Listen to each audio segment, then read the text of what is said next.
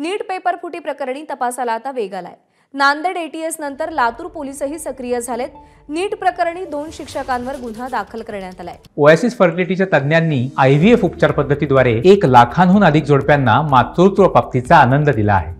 मोफत appointment book करण्यासाठी आजच संपर्क साधा। संजय तुकाराम जाधव आणि जलील उमरखा पठाण अशी या शिक्षकांची नावे आहेत। पेपर फुटी प्रकरणात या शिक्षकांचा सहभाग असल्याचा एटीएसला संशय आहे। दरम्यान या 2 शिक्षकांपैकी पठाण हा शिक्षक पोलिसांच्या ताब्यात आहे। 2 शिक्षकांकडून मोठ्या प्रमाणात आर्थिक व्यवहार झाल्याची माहिती मिळते।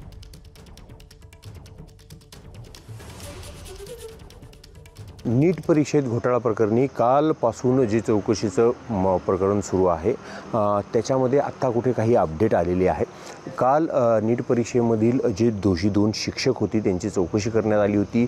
नांदेडचं एटीएसची टीम लातूरमध्ये दाखल झाली होती आणि त्यानंतर त्या एटीएसच्या टीमनं इथे तपास केला। त्याच्यातले 2 शिक्षक जे होते, एक जाधव आणि पठाण, यांना चौकशीसाठी बोलवण्यात आलं आणि त्यानंतर शिवाजीनगर पोलीस ठाण्यामध्ये त्यांची चौकशी झाली आणि तदनंतर त्यांना सोडूनही देण्यात आलं होतं। मात्र आत्ता त्याच्यात नवीन अपडेट अशी आलेली आहे की याच्यातले जे शिक्षक आहे पठाण, त्यांची चौकशी करण्यात आलेली आहे आणि ती चौकशी लातूरच्या पोलीस अधीक्षक कार्यालयात करण्यात आलेली आहे। त्या चौकशीच्या वेळीस त्या ठिकाणी पोलीस अधीक्षक सोमय मुंडे, त्याच्यानंतर अप्पर पोलीस अधीक्षक असतील, LCBची टीम असेल, एटीएसची टीम असेल, ह्या सर्व टीम तिथे होत्या आणि त्यांनी बराच काळ त्यांची चौकशी केली आणि त्यानंतर त्यांना अटक करण्यात आलेली आहे।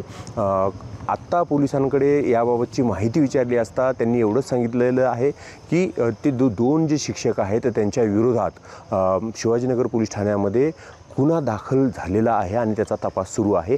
मागील जवळपास 48 तासापेक्षा जास्त वेळ झालेला आहे या प्रकरणात।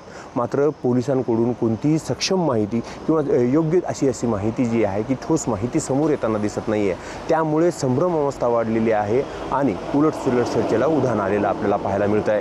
निशांत भद्रेश्वर, ABP माझा, लातूर। ABP माझा, उघडा डोळे बघा नीट।